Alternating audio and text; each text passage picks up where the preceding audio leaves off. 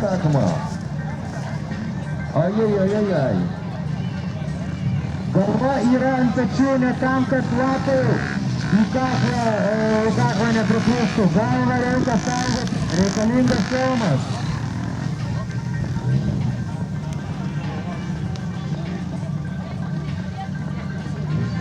Startas irgi turėtų atkreipti dėmesį į tokius dalykus. Perspėjimas jiems, o štai čia mes jau turime one time. Tai bus Markevičius ir Palaima. Palaima dabar važiuoja dėl iš paskos. Ar jam pavyks pakartoti tai, ką jisai padarė iš pradžių, tai, ką jisai padarė pirmoje kovoje? Dar trumpa informacija, vis dėlto mums susišvietė ir norim pasakyti tai, kad būtent Buliausas važiuoja su šalmu ir viskas yra su juo.